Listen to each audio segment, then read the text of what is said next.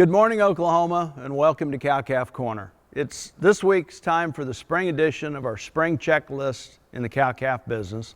One of the neat parts about commercial cow-calf production is that it doesn't have to be intensively managed. It doesn't require 8 or 10 hours a day, but timely management is critical.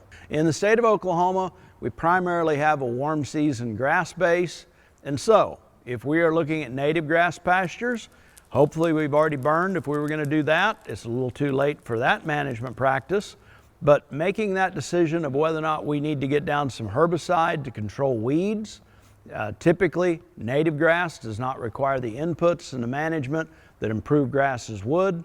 But from time to time, control burns and some herbicide control for those broadleaf weeds can be important. It's the time of the year to be getting that done.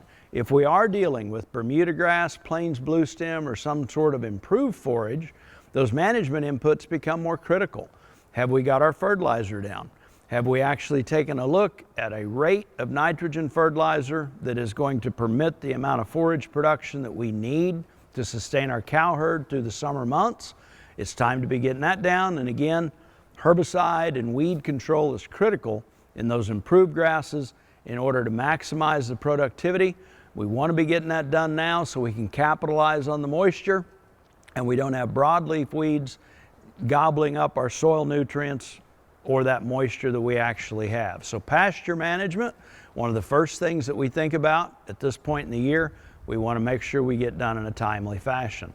With regard to breeding season and vaccinations, depending on when we calve, I know there's some producers by this time of year that have already got bulls turned out.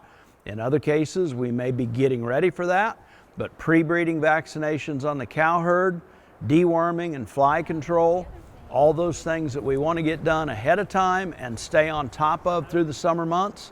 If we're thinking about whether or not we have ample bull power actually turned out with cows, keep in mind that rule of thumb.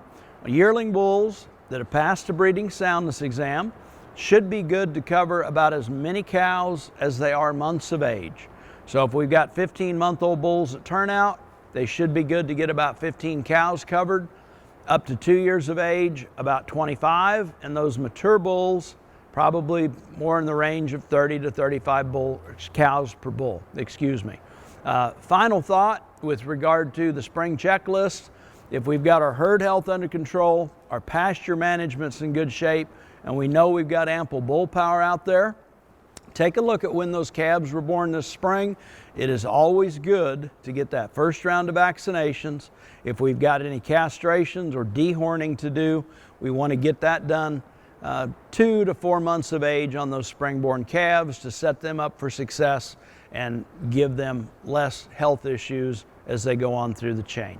Hope this helps, and as always, thanks for joining us on Cow-Calf Corner.